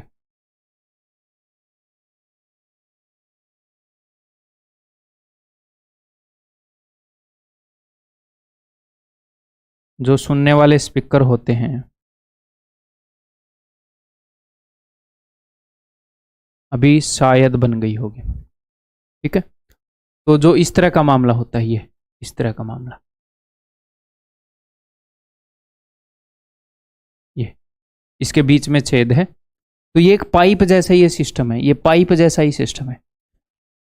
बस लेकिन ये थोड़ी हाइट तक है, जो कुएं के चारों तरफ ऐसे बनाते हैं। तो यहाँ पर हुआ क्या है, ये मत सोचना कि इस क्वेश्चन को करेंगे कैसे, वो बहुत ही ईजी है अगर आप सिचुएशन को समझ गए। सिचुएशन क्या है, कुएं के अंदर से मिट्टी निकाली और चारों तरफ लगा दी, यानी कि जो कुएं के अंदर से जो मिट्टी निकाली है वो कितनी है, वो मिट्टी वो हम कैसे पता लगेगा हमें, वो कुएं का वॉल्यूम निकाल के, यानी कि volume of well is equal to volume of embankment, volume of embankment. ये हम एग्जाम में लिखेंगे नहीं, ऐसे लिखने के नंबर नहीं मिलते, पता है ना, ये दिमाग में रहेगा। सिंपली हमने इनको इक्वेट करना है। तो वेल जो है वो तो एक सिलेंडर है, ओके, और ये जो इम्बैंकमेंट है ये क्या है, एक पाइप, ये सर्कुलर पाइप जैसा है। तो पाइप के वॉल्यूम को सिलेंडर के वॉल्यूम से इक्वेट करना है, दैट्स इट, खत्म कहानी। ये समझना हमें, क्वेश्चन पढ़ते हुए हमें इन पर ध्यान नहीं देना, इतनी विड्थ है, फलाना है, ढिमकाना, पहले सिचुएशन तो समझे, ओके। अब हम इंफॉर्मेशन जुटाएंगे।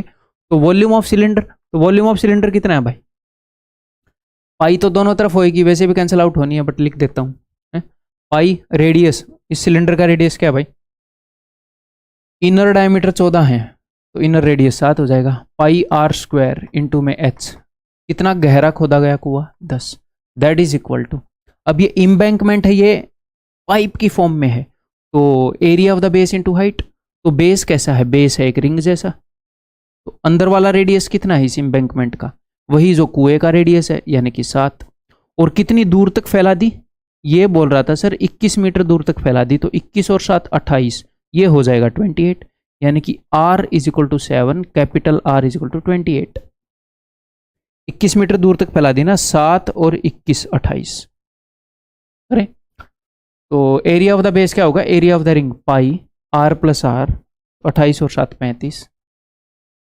इंटू में R माइनस R यानी कि 21, ये हो गया area of the base, into में हाइट, वो बोल रहे हैं कितनी हाइट तक ये इम्बैंकमेंट जाएगी, तो ये तो हमने निकालना है हाइट, बस खत्म। एग्जाम में हम लिटरली ये लिखेंगे और आप लिख सकते हैं, देखो बिना कुछ भी किए, इमेजिन करो अभी।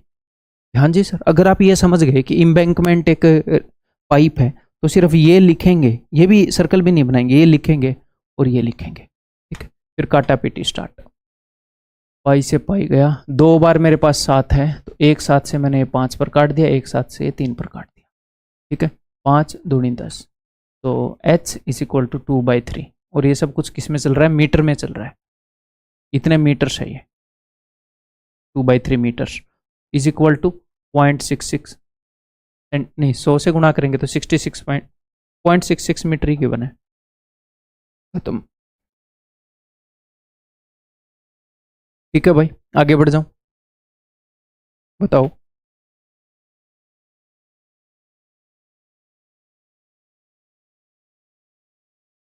$20 डीप वेल वाज डग, अच्छा जी, एक कुआं खोद लिया गया, उससे अर्थ यानी कि मिट्टी निकाल ली गई, इवनली स्प्रेड कर दी, इम्बैंकमेंट बना दी, डिट्टो पिछले वाले क्वेश्चन की तरह, ठीक है जी।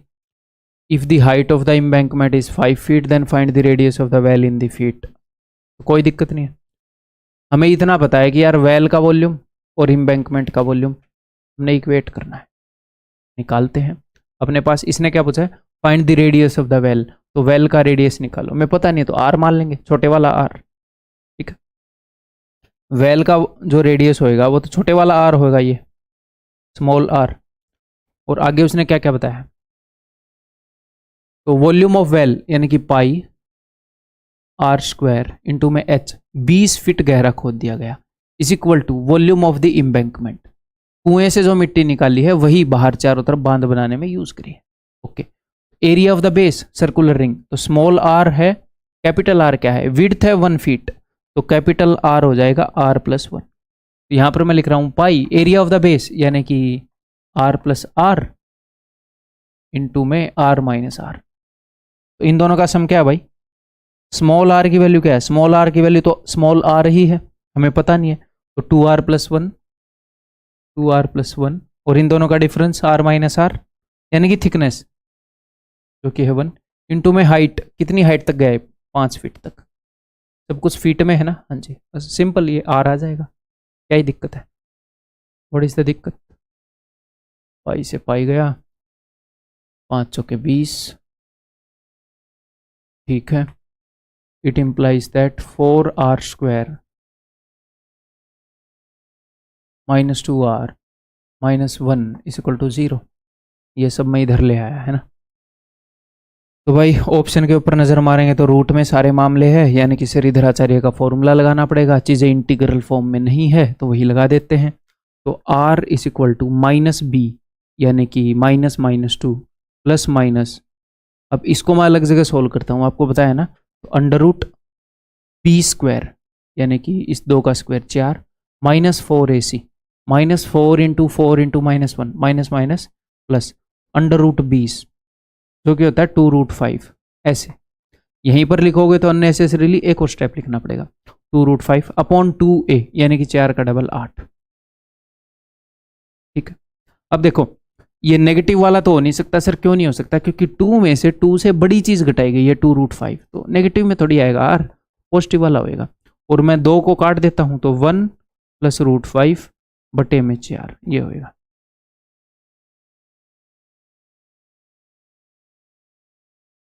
ऑप्शन से भले ही डरावना लग रहा था, इसमें क्या कुछ डरावना था? वॉल्यूम को वॉल्यूम से इक्वेट किया और एक क्वाड्रेटिक इक्वेशन सोल्व कर दी, खत्म। क्या था? आगे बढ़ो।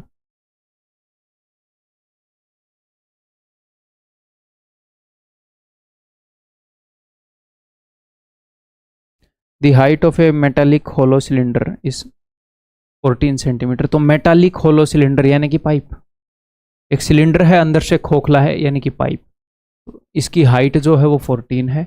And the difference between its inner and outer curved surface area is 44। अच्छा, अंदर और बाहर वाले कर्व्ड सरफेस एरिया के बीच का फर्क 44 है, कोई दिक्कत नहीं है। If the cylinder is made up of 99 centimetre cube metal, तो सिलेंडर का वॉल्यूम बता दिया, यानी कि उस पाइप का वॉल्यूम बता दिया, कोई दिक्कत नहीं है। Then its inner radius is what percent less than the outer radius. Inner radius बाहर वाले रेडियस से कितने परसेंट कम है, तो हमें रेशियो मिला तो ये परसेंटेज भी मिल जाएगी। ठीक है, तो यानी कि इनर रेडियस और बाहर वाले रेडियस का रेशियो निकालना है। तो जो भी इंफॉर्मेशन गिवन है उसको लिखते हैं। तो difference between inner and outer curved surface area, तो इनर रेडियस मैंने स्मॉल r मान लिया, आउटर रेडियस मैंने कैपिटल R मान लिया। ठीक है भाई। तो बाहर वाला कर्व्ड सरफेस एरिया क्या होगा? 2πrh, अंदर वाला भी 2πrh। हाइट भी सेम है पूरे पाइप की, सिर्फ इनका रेडियस में फर्क आएगा। तो मैंने क्या किया, 2π और h, हाइट कितनी है भाई साहब? 14, हाँ जी, इनटू में r माइनस r, मैंने ये सब कॉमन ले लिया, 2πh ले सकता हूँ, हाँ जी sir, that is equal to 44। ये बताया ना उसने, यहाँ से कुछ मिलेगा मुझे, 7 दूनी 14, 22 दूनी 44, यानी कि r minus r is equal to half. एक ये चीज़ मिली है हमें। ठीक है जी, और उसने इसका वॉल्यूम बताया, तो इसका वॉल्यूम क्या होता है? Area of the base into height, यानी कि pi r plus r into में r minus r, area of the ring लिख रहा हूं मैं, r माइनस r मेरे पास क्यों बने, इंटू में h, हाइट क्या है 14, दैट इज इक्वल टू 99। जो भी गिवन है वही लिख रहा हूं मैं बस। ठीक है, तो 7 दूनी 14, 11 दूनी 22, 11 नहीं में 99। ठीक है, यहां से मुझे क्या मिल रहा है? r plus r is equal to 9/2। तो आपके सामने वही सिचुएशन आ गई जो बहुत बार हमारे सामने आई है। r प्लस r गिवन है, r माइनस r गिवन है, तो ऐसे केस में माइनस के बाद वाला ये होता है डिफरेंस बाई 2। तो 9/2 माइनस 1/2, 8/2, यानी कि 4, इनका डिफरेंस है 4, तो 4/2 2, और ये होता है माइनस के पहले वाला सम बाई 2, तो 9 और 1 10, 10/2 यानी कि 5, सम है 5 तो 5/2। ठीक है, तो ये बोल रहे हैं inner radius is what percent less than the outer radius. तो इनर रेडियस बटे में आउटर रेडियस, इनर रेडियस 2 है, आउटर रेडियस 5/2 है, तो देख लेते हैं कितना कम है। इनर रेडियस 1 कम है 5 से, 1 कम है 5 से, यानी कि 20% कम है। ठीक है, तो ये जो इस तरह के क्वेश्चन है ये भी डिफिकल्ट क्वेश्चन में काउंट होते हैं, ऑनेस्टली बताऊंगा। बट अब हाँ, एक और बात, क्या इस क्वेश्चन को आप 15 सेकंड में उड़ा देगा? अरे नहीं, मैं डिफिकल्ट नहीं बोल रहा, इसका मतलब ये नहीं है कि आप जल्दी करोगे। जब आप ऐसे क्वेश्चन को ऐसे ध्यान से लिखते हैं, जब आप वैल्यू को यहाँ से उठाते हैं कि अच्छा यार इनको कॉमन ले लूं, जब आप ये काम करते हो तो क्या टाइम नहीं लगता? क्या लगता है ना? इसको आप भूल जाओ, 5 सेकंड में उड़ा दूं, 10 सेकंड में उड़ा दूं, 15 सेकंड में उड़ा दूं, कुछ उड़ाना नहीं है। ठीक है, जितना टाइम लगेगा जिन चीजों में, उतना टाइम लगेगा ही लगेगा। अनरियलिस्टिक एक्सपेक्टेशन नहीं रखेंगे। हाँ, मैं ये जरूर बोल सकता हूं कि जो जो आपको शेड्यूल दिया जा रहा है उससे आप टॉप 100 रैंक की एक्सपेक्टेशन भी रख सकते हो, उसको अगर आप मतलब बिल्कुल तसल्ली से फॉलो कर रहे हो तो वो रियलिस्टिक है। लेकिन ये अनरियलिस्टिक है कि हर सवाल को 2 सेकंड में उड़ा दूंगा, 5 में उड़ा दूंगा, 10 में उड़ा दूंगा। नहीं, ऐसे होता तो यार लोग 25-25 मिनट में खत्म कर देते पेपर को, 20 मिनट में खत्म कर देते। खत्म कर रहा है कोई? नहीं, दैट इज इनह्यूमन यार। अपने ऊपर अननेसेसरी प्रेशर मत डालो, चीजों को सीखो, प्रैक्टिस करो, वो अपने आप तेज होंगी।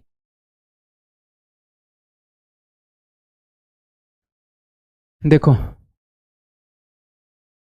The material of A sphere of radius r is melted and recast into a hollow cylindrical cell। ठीक है, तो होलो सिलिंड्रिकल सेल, सेल यानी कि खोखली सतह, तो ये भी पाइप है। ये भी क्या है? ये भी है पाइप। इधर भी बता दूं मैं, मेटालिक होलो सिलिंडर, ये भी है एक पाइप। पाइप को ही अलग अलग नाम से बोल रहे हैं। ठीक है, तो एक सफियर को पिघलाकर पाइप बना दी, तो सफियर को पिघलाकर पाइप बना दी, गोले को पिघलाकर, तो गोले का वॉल्यूम और पाइप का वॉल्यूम इक्वल है। ठीक है जी, तो ऑफ थिकनेस ए, उसकी थिकनेस जो है वो ए है, and outer radius is B, outer radius B है। तो यहां से मुझे इतना पता है कि capital R is equal to B, और थिकनेस ए है, यानी कि R minus are is equal to A. या फिर मैं ये बोल सकता हूं कि स्मॉल आर क्या होएगा? देखो, पाइप है, ये पाइप का रिंग है, अगर बाहर वाला रेडियस है भाई साहब बी, और ये जो थिकनेस है ये थिकनेस है ए, तो अंदर वाले रेडियस क्या हो जाएगा? पूरा बी माइनस में ए, तो अंदर वाला रेडियस हो गया बी माइनस में ए। ठीक है, उसने हमें ये बता रखी है कि R minus are is equal to A, thickness capital R minus small R is equal to A. बात एक ही है, ये दोनों चीजें मिल गई। मैं ये कहना चाह रहा हूं ए और बी के टर्म में मुझे बाहर वाला रेडियस भी मिल गया, अंदर वाला ही मिल गया। What is the length assuming no material is lost in recasting, यानी कि पिघलाकर बनाया तो कोई भी मटेरियल लॉस नहीं हुआ, यानी कि वॉल्यूम एग्जैक्टली इक्वल है, तो उसकी लेंथ क्या होगी, उसकी हाइट क्या होगी? ठीक है, ऐसे बतानी है। ऑप्शन देखकर ड्रो मत, जो भी आपके सामने सिचुएशन है उसे करो। ठीक है, तो वॉल्यूम ऑफ, क्या बोलते हैं उसको, सफियर, सफियर का वॉल्यूम होता है 4/3 pi R cube is equal to volume of pipe. Pipe का वॉल्यूम होएगा area of base into height, तो उसका एरिया ऑफ बेस है एरिया ऑफ द रिंग, यानी कि pi into are plus R. यहां पर मैं लिख रहा हूं R plus R into R minus R, इस फॉर्म में। ठीक है जी, आर प्लस आर क्या होगा? इन दोनों को जोड़ोगे तो बताओ, 2b माइनस ए,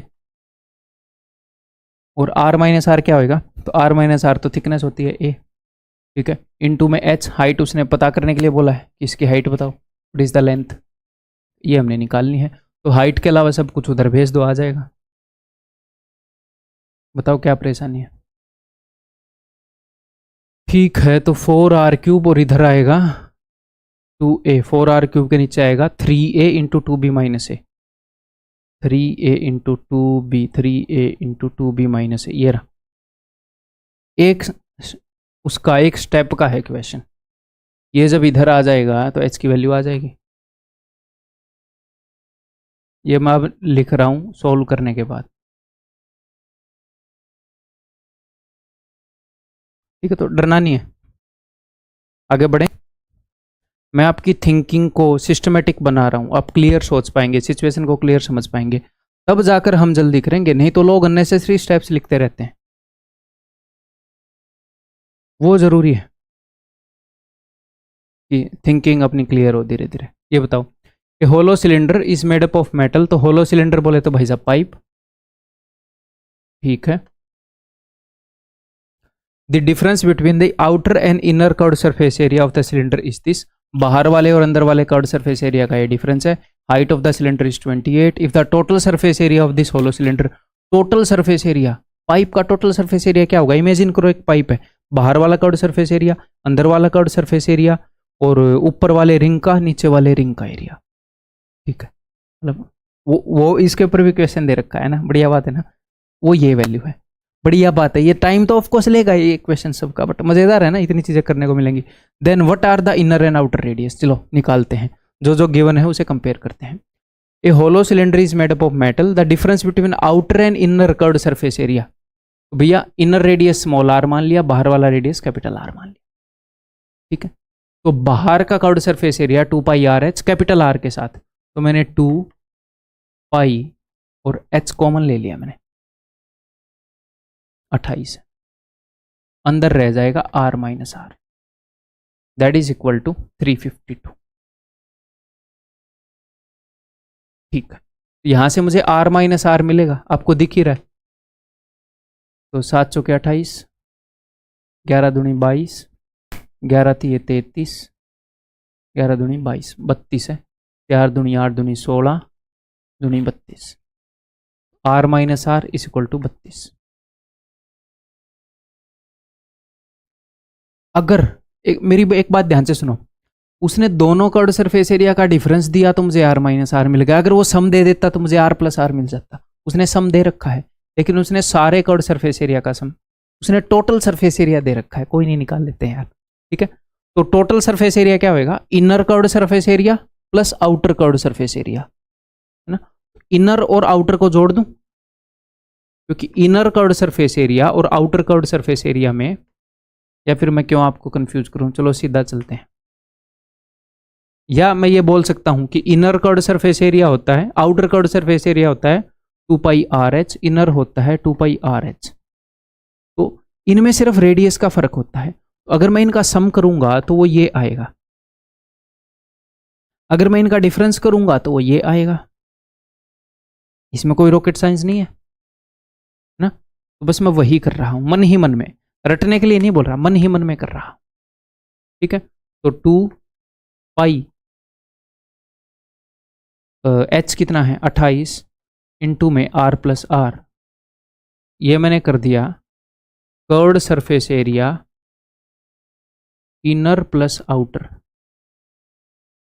ठीक है, प्लस में एरिया ऑफ 2 रिंग्स, तो 2 into pi R plus R into में R minus R, all this is equal to 2640, ये चल रहा है मामला, ओके जी। तो अब मैं और क्या कर सकता हूँ यहाँ पर, तो सर ये तो कैलकुलेटिव हो रहा है, कैलकुलेटिव होगा, देखो 2 और पाई कॉमन ले सकता हूँ, 2 और पाई कॉमन ले सकता हूँ, आर प्लस आर कॉमन ले सकता हूँ, आर प्लस आर, तो ये भी मैं कॉमन ले लेता हूँ, 2 पाई आर प्लस आर, अगर मैं ये कॉमन ले लूँ, यहाँ पर अपने पास बच जाएगा 2 pi R plus R 28, 2 pi R plus R, और यहाँ पर बच जाएगा are minus R, are minus R की मेरे पास वैल्यू है, दिस इज इक्वल टू 32, ठीक है। तो 28 प्लस 32, मैं यहाँ पर डायरेक्टली वैल्यू ही लिख दूंगा, तो ये हो जाएगा 60 इज इक्वल टू 2640। अब आपको दिख रहा है हमें क्या मिलेगा? हो सकता है आप एक और स्टेप लिखने के बाद यहाँ पर आ जाते, कोई दिक्कत नहीं है, हो सकता है 2 स्टेप लिखने के बाद यहाँ पर आ जाते, डायरेक्टली ऐसे नहीं लिखते, कोई दिक्कत नहीं है, ठीक है, उसमें कोई दिक्कत नहीं, उसकी टेंशन मत लेना, ठीक है। तो आर प्लस आर मिलेगा मुझे, सब कुछ कट गया ना, अभी काट देते हैं। तो 22 एकम 22, 22 तो 44, 0, ठीक है जी। तो 60 और 2 120, तो r plus r equal to 7, r plus r equal to 7, okay. आप पूछते रहे what is the inner and outer radius, ठीक है जी। सच में कुछ ना कुछ तो गायब हुआ है यार, ये क्या, ये आर प्लस आर छोटा कैसे आ गया, ये बड़ा आया था, ये 32 लिख दिया था मैंने, 32 क्यों लिख दिया था मैंने, 2 है ना, और फिर मैंने ये 32 लेके सोल्व कर दिया, उफ उफ उप्स।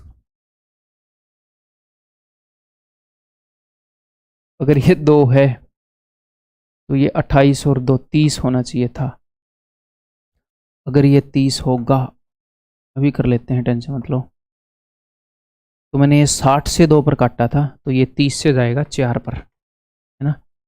मैंने 60 और 2 लेकर ये काट दिया था, मतलब वहां पर एक 2 बच जाएगा एक्स्ट्रा।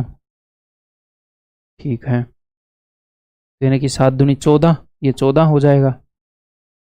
ठीक है,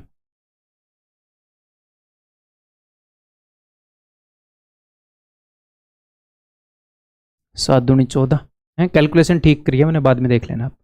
ठीक है, तो r plus are, are minus r, आपको पता है माइनस के बाद वाला डिफरेंस बाई 2, तो 14 में से 2 गए 12/2 6, और माइनस से पहले वाला is equal to sum by 2, 14 और 2 16 और 2 8, 8 और 6 दैट इज ऑप्शन डी। ठीक है, क्लियर है, मज़ा आया? अरे मज़ा आना चाहिए यार ऐसे क्वेश्चन में, मज़ा क्यों नहीं आ रहा?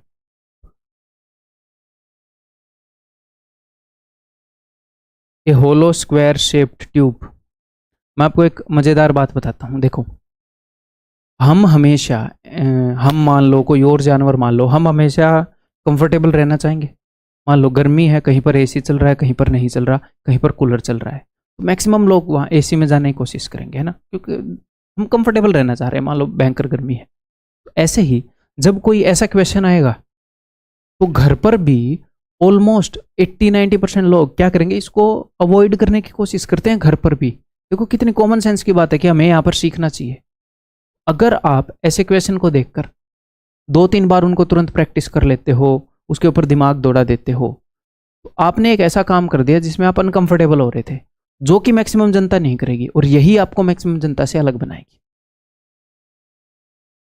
आपको क्या लगता है कि भाई बढ़िया सेहत कैसे बनेगी, हेल्दी कैसे रहेंगे? इंफॉर्मेशन की कमी में लोग अनहेल्दी हैं क्या? नहीं, सबके पास है इंफॉर्मेशन, चाहे तो तुरंत निकाल लेंगे इंटरनेट से, यूट्यूब से।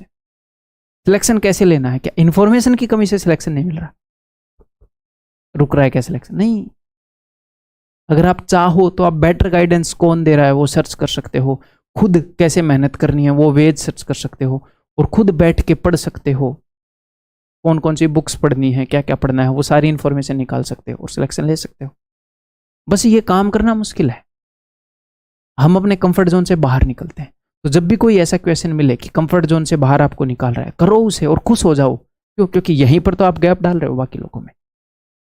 जब आपका दिल नहीं कर रहा पढ़ने का और आप 1 घंटा पढ़ दे रहे हो, उसके बाद यही तो आपको अलग कर रहा है बाकी लोगों से। क्योंकि जब आपका दिल नहीं कर रहा, किसी और का भी दिल नहीं कर रहा, वो नहीं पढ़ रहा, आप पढ़ रहे हो। ऐसे ऐसे लाखों बच्चे, आपका दिल नहीं कर रहा, आप 2 घंटे पढ़ गए कि कोई नहीं यार पढ़ना ठीक है, रिलैक्स हो गया, यहाँ पर बैठा हूँ, थोड़ी सी पॉजिटिविटी बनाई, अरे मैं थक गया हूँ बट फिर भी क्या है यार, पढ़ना ही तो है, और मैं पढ़ लिया 2 घंटे। बहुत सारे बच्चों से आगे निकल गए। उसके बाद भी कुछ बच्चे होंगे और जो गिव अप नहीं करेंगे और ज़्यादा पढ़ते रहेंगे। तो अनकंफर्टेबल सिचुएशन में खुद को डालो, बार बार वो काम करो जो आपको अनकंफर्टेबल करता है। ठीक है, तभी तो अलग हो। अब अनकंफर्टेबल करता है का मतलब ये नहीं है कि सिर केवल चलने लग जाओ रोड से, रोड के ऊपर जाके, इन दी राइट डायरेक्शन। पता लगा पैरों से खाना खा रहे हैं कि सर ने बोला अनकंफर्टेबल होना है, हम बस नहीं पकड़ेंगे, हम तो पैदल ही चले जाएंगे। ए होलो स्क्वायर शेप ट्यूब, एक स्क्वायर शेप ट्यूब है, तो जो मैंने आपको बताया था भाई सिलेंड्रिकल पाइप के बाद स्क्वायर शेप ट्यूब, तो वैसी ही है। Open at both hands, is made up of iron, iron से बनी हुई है। The internal square is of 5 centimetre and length of the tube is, ये बोल रहे हैं कि स्क्वायर शेप ट्यूब है, यानी कि इसका बेस कुछ ऐसा है, इसका बेस कुछ ऐसा है। अंदर वाले स्क्वायर की साइड 5 है, बाहर वाले स्क्वायर की साइड हमें पता नहीं। तो जो ट्यूब की लेंथ है वो 8 है, यानी कि हाइट इज इक्वल टू 8। उस शेप की ये जो शेप बनी है, ये इस पाथ को रिपीट करके बनी है। ओके जी, तो उसकी हाइट 8 है, उसकी length. There is 192 centimetre cube of iron in the tube, ये ट्यूब यानी कि ये जो पाइप है इसके अंदर इतना आयरन है, यानी कि इसका वॉल्यूम इतना है, इसकी थिकनेस बताओ, तो कोई दिक्कत ही नहीं है। तो बाहर वाला मैंने मान लिया भाई साहब, एक्स मान लिया मैंने। ठीक है, तो इसका एरिया क्या है इस रास्ते का, बाहर वाले स्क्वायर का एरिया माइनस अंदर वाले स्क्वायर का एरिया, यानी कि एक्स स्क्वायर माइनस 5 का स्क्वायर 25। तो वॉल्यूम क्या है ट्यूब का, area of the base into height, यानी कि वॉल्यूम है एक्स स्क्वायर माइनस 25 इंटू में हाइट, यानी कि इसकी लेंथ, लेंथ का है पे 8 इज इक्वल टू 192। तो 24 8 92 होता है, ये 24 पर चला जाएगा। तो बताओ इसके स्क्वायर में से 25 घटाने पर 24 आएगा। आप बोलोगे सर 49 में से 25 घटाने पर 24 आएगा। It means x is equal to 7। तो 7 में से 5 गए, 2 मार दो, तुरंत उत्तर है ना, पिटाई होगी आपकी। इसमें एक बात ध्यान रखना यार, हम रेडियस नहीं निकाल रहे, आउटर रेडियस में से इनर रेडियस घटा दिया। अगर बाहर वाली विड्थ 7 है, ये पूरा 7 है, ये 5 है, तो यहाँ पर 1 है और यहाँ पर 1 है। जो 7 - 5 2 होगा, वो 1 और 1 ऐसे बटेगा। बाहर वाले डायमीटर में से अंदर वाला डायमीटर घटा रहे हो, ऐसे मान लो। ठीक है, तो उत्तर होएगा 1 ना कि 2। ठीक है, आगे बढ़ जाऊं, चलो बताओ। Kamala has 3 cylindrical containers each with radius 20 centimetre. 3 cylindrical container है, हर एक का रेडियस 20 सेंटीमीटर है, यानी कि तीनों कंटेनर बराबर हैं। ओके जी। She wants to fill, base बराबर है, हाइट देखेंगे। She wants to fill with grain, इनको वो अनाज से भरना चाह रही है। इफ हर bag of grain contains 100 kg of grain, 100 kg grain है उसके बैग में, ठीक है।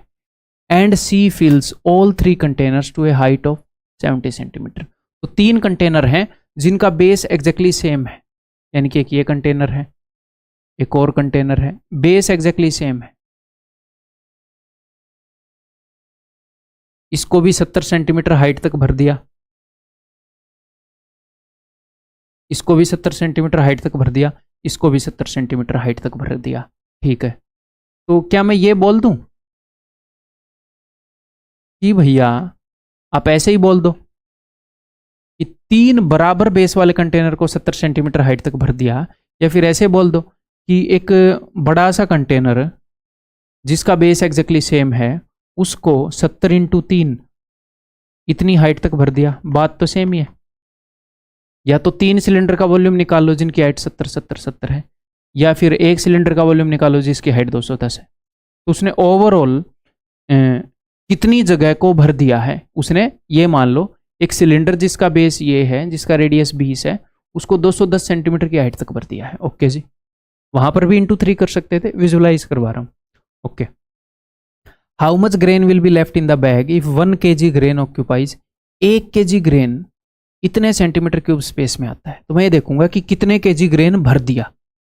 देखते हैं भाई, तो कितना भर दिया भाई टोटल, तो वो भर दिया पाई r², पाई रेडियस है 20, r² इंटू में h, इतना भर दिया भाई, इतने सेंटीमीटर क्यूब। ओके जी, 3000 सेंटीमीटर क्यूब स्पेस के अंदर 1 kg अनाज आ जाता है। तो मैं सिर्फ ये देख रहा हूं कि इसके अंदर 3000 सेंटीमीटर क्यूब कितनी बार आएगा, उतने ही kg अनाज उसने भर दिया है। तो लेट अस सी। 7 दिए, ये सब कुछ सेंटीमीटर में था क्या, 20 सेंटीमीटर 70 सेंटीमीटर, ठीक है। 3 0 से 3 0 कट गई भाई, ठीक है। 2 दूनी 4, 22 के 88, 88 kg अनाज भर दिया। टोटल 100 kg अनाज था, तो 100 kg - 88 kg 12 kg अनाज बचा हुआ है अभी। ठीक है, आगे बढ़ जाए, बताओ। The radius of a cylinder is 10 centimetre. Cylinder का रेडियस 10 सेंटीमीटर है and height is 4 centimetre. The number of centimetres that may be added either to radius or to height to get the same increase in the volume of the cylinder is. Question समझाऊं? Question ये है, ये बोल रहे हैं कि अपने पास एक सिलेंडर है,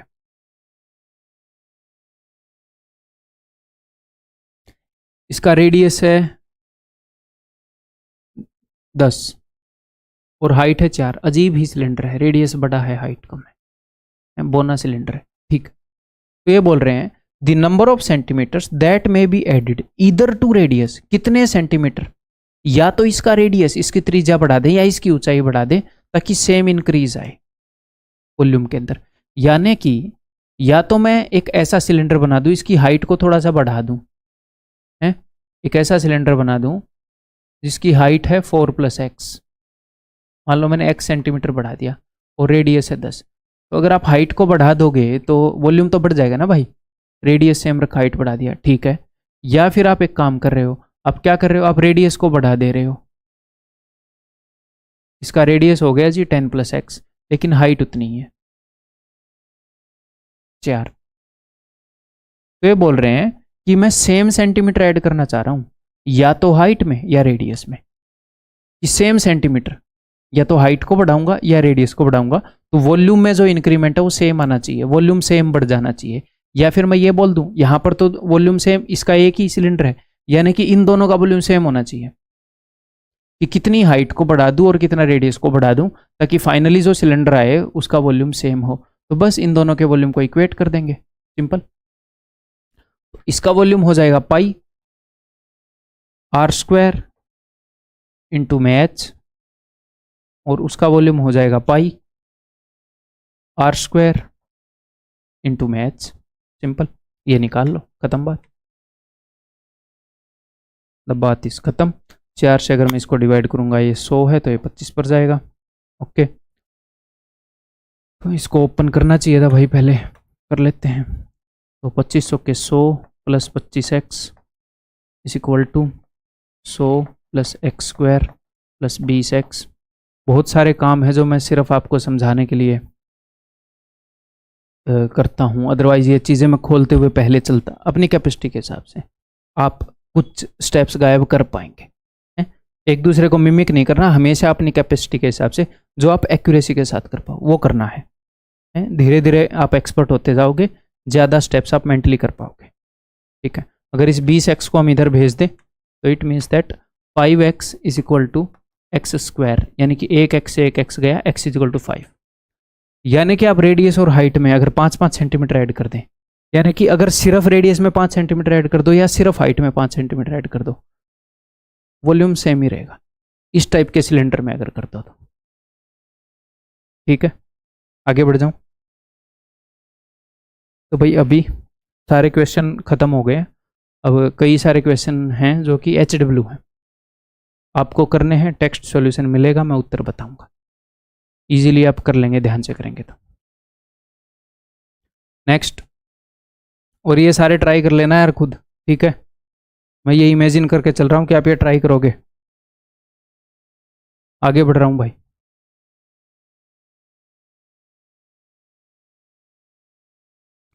ठीक है।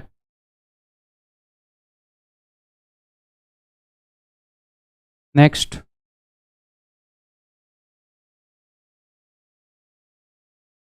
Next, that's all.